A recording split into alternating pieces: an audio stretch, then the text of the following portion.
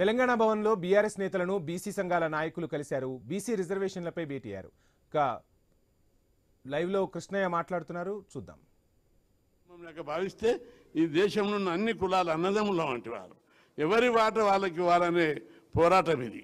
అందుకే మా వాటా కోసం జరిగే పోరాటం, ఈ పోరాటంలో గుర్తించాలి అన్ని పార్టీలు, అందరూ ముఖ్యులు. ఈ ఏనాటికైనా ఇవ్వక తప్పదు. ప్రజాస్వామ్య దేశం, రాజ్యాంగబద్ధమైన హక్కులు ఉన్నాయి.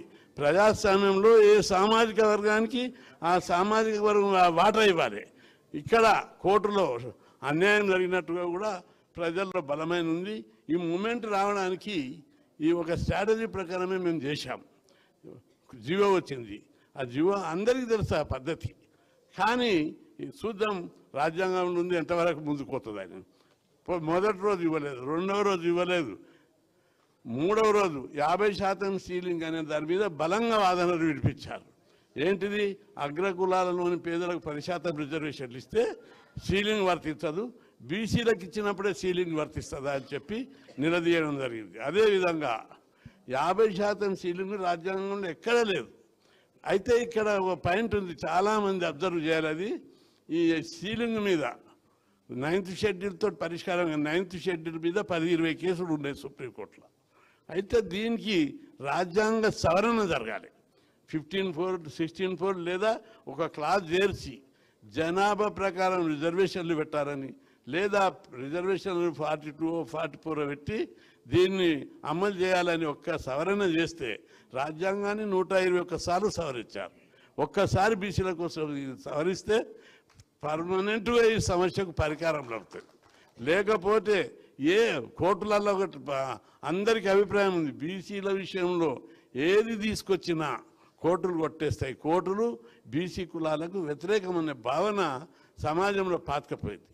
ఇక్కడ న్యాయం కోసం, ధర్మం కోసం జరిగే ఈ పోరాటం లోపల మా మానవ హక్కులు ఇది. దీన్ని వివిధ కోణాల లోపల పరిశీలించవలసిన అవసరం ఉంది.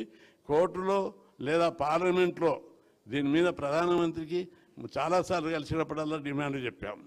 ఈ మన డిమాండ్లు 18-19 డిమాండ్లు ఇస్తే అంచెలంచెలుగా ఇప్పటికీ 3 డిమాండ్లు. ఒకటి ఏబిసిడి వర్గీకరణ, కేంద్రంలో బీసీ కమిషన్కు రాజ్యాంగబద్ధత, ప్రత్యేక మంత్రిత్వ శాఖ ఒప్పుకున్నారు, ఇక కాలేదు. అదేవిధంగా కేసీఆర్ పీరియడ్ నుంచి ఒప్పుకున్నారు. అది మొన్నమైనప్పుడు గట్టిగా చెప్తే ఆ ప్రాసెస్ ఉంది. ఇప్పుడు ఈ జనాభా లెక్కలది, చట్టసభల రిజర్వేషన్ల మీద ఒక బలమైనటువంటి ఉద్యమాన్ని మనం నిర్మిస్తే, మీరు మద్దతు ఇస్తే తప్పనిసరి బలమైన ఉద్యమం నిర్మిస్తాం. ఎక్కడ కూడా రాజీ పడేది లేదు. ఈ ఉద్యమం ప్రతిపాదికనే ఏ రాష్ట్రంలో ఒక రాష్ట్రంలో బలమైన ఉద్యమం ఇట్లా జరిగితే తప్పనిసరి కేంద్ర ప్రభుత్వాలు వ్యవస్థలన్నీ కూడా తప్పనిసరి దిగి రావాల్సిందే. ఎందుకంటే తెలంగాణ వస్తుందని ఎవరు ఊహించలే. కేసీఆర్ గారు వ్యూహంతో, ఎత్తుగడలతోటి ఉద్యమాన్ని అంచెలంచెలుగా ఉద్యమం చేస్తే ప్రపంచమే గుర్తించింది ఆయన ఉద్యమాన్ని. అప్పుడు తప్పని పరిస్థితిలో కేంద్ర ప్రభుత్వం బిల్లు పెట్టి చేసింది.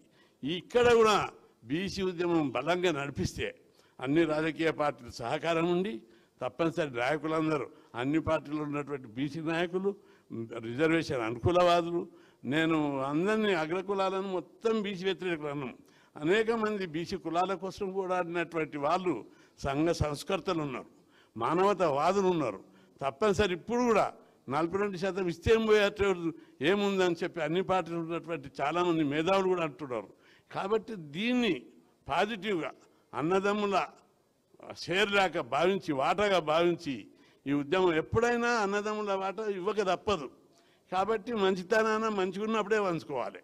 కాబట్టి ఈ ఉద్యమాన్ని, సమాజంలో వస్తున్నటువంటి మార్పులను, సమాజంలో వస్తున్నటువంటి సామాజిక చైతన్యాన్ని గుర్తెరిగి ఈ ఉద్యమాలను ఇంకా ముందుకు తీసుకుపోకుండా, సమాజంలో చీటిక రాకుండా, దేశ సమగ్రత, సామాజిక సామరస్యం దెబ్బతినకుండా, ఎందుకంటే మన దేశానికి సామాజిక సామరస్యత, నైతిక విలువలు పెంచడానికి అనేక మంది ఋషులు, మహానుభావులు, సంఘ సంస్కృతులు వేలాది సంవత్సరాలుగా ప్రయత్నం చేస్తే గొప్ప సంస్కారవంతమైన సమాజాన్ని మన భారతదేశంలో ఉంది.